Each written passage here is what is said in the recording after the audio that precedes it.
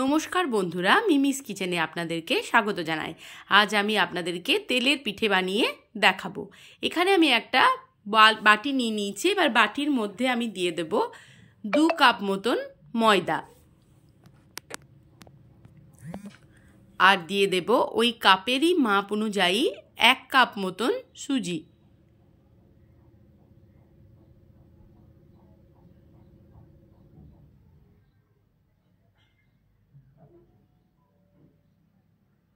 এবার আপনারা আন্দাজ মতন দেবেন, ময়দা বেশি সুজি কম।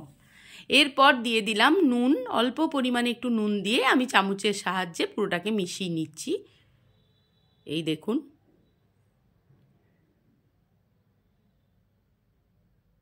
এরপর আমি যেটা দেব সেটা হচ্ছে নলেন গুড় বা পাটালি গুড়।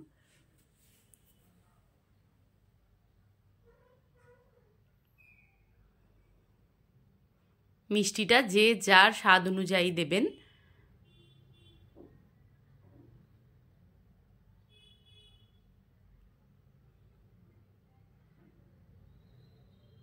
আমি প্রায় 250 গ্রামের মতন গুড় দিয়েছি এখানে। আর আমি বড় কফি মগ যে হয় ওই মগের 1 মগ দুধ নিয়েছি। এবারে দুধটা আমি একটু একটু করে কিন্তু পুরোটাই আমার লেগে যাবে। এবার আমি ভালো করে চামচের সাহায্যে এটাকে মিশিয়ে নিচ্ছি। যেহেতু আমার এক হাতে ফোনে আমি ভিডিও করছি আর এক হাতে আমি এটাকে ব্যাটারটা গুলে নিচ্ছি, তাই আমার একটু অসুবিধা হচ্ছে। বাটিটা দেখবেন বারবার নড়ে যাচ্ছে, এই জন্যেই। এক হাতে ফোন আছে আর এক হাতে আমি করছি। একা ভিডিও করতে খুব অসুবিধা হয়, কিন্তু উপায় নেই, এইভাবেই করতে হয় ভিডিও। অল্প অল্প করে দুধ দিয়ে আমি পুরোটা মিশিয়ে নেব।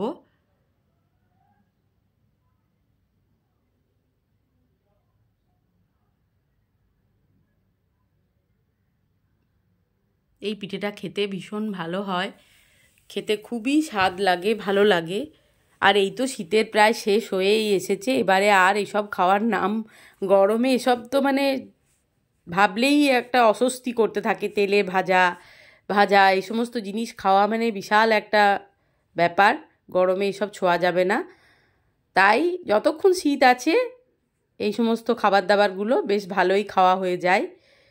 এবার অল্প অল্প করে দুধ দিয়ে আমি হ্যান্ড ব্লেন্ডের সাহায্যে ভালো করে মিশিয়ে নিচ্ছি। এটা যতক্ষণ ভিজবে ততক্ষণ কিন্তু খেতে ভালো হবে। বেশ 2 ঘন্টা 2-3 ভিজিয়ে রাখলে খুব ভালো হয়।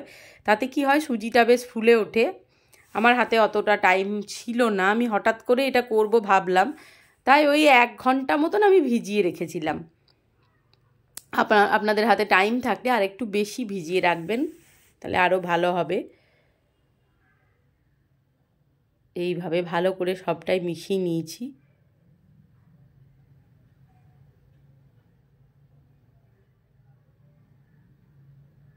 এবার এটাকে ঢাকা দিয়ে আমি 1 ঘন্টা মতন রেখে দেব। আপনারা আরও বেশি সময় ধরে রাখবেন, তাহলে জিনিসটা ভালো আরও হবে। এরপর এই দেখুন 1 ঘন্টা পর আমি ঢাকনা খুলে দেখুন একটু ফেপে উঠেছে, সুজিটা যেহেতু ফুলে গেছে। আর একটু আমি দুধ যেটুকু বাকি আছে সেটা পুরোটা দিয়ে ওর মধ্যে আমি মিশিয়ে নেব।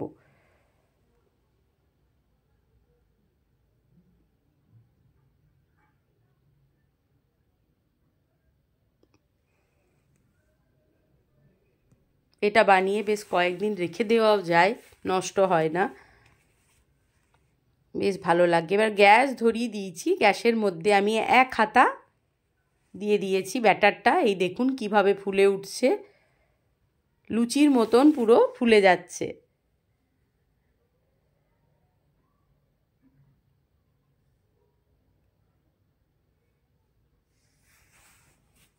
খেতেও খুবই স্বাদ হয়েছিল, ভীষণই ভালো হয়েছিল খেতে। আপনারা অবশ্যই বানিয়ে খাবেন, বা অনেকে হয়তো বানিয়ে খেয়েওছেন।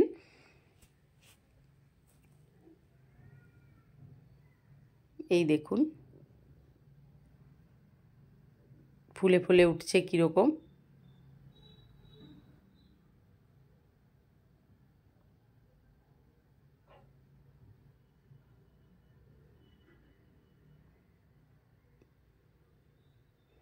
এইভাবে 1 হাতা 1 হাতা করে দিয়ে ছোট্ট ছোট্ট তেলের পিঠে বা পোয়া পিঠেও বলে অনেকে।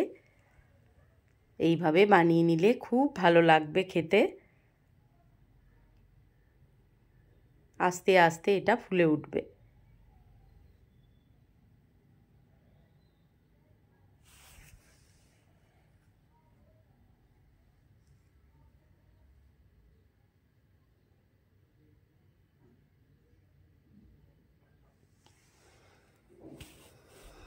দেখুন কেমন লুচির মতন ফুলে উঠেছে। এবার আস্তে আস্তে আর একটা পিঠ আমি উল্টে দেব।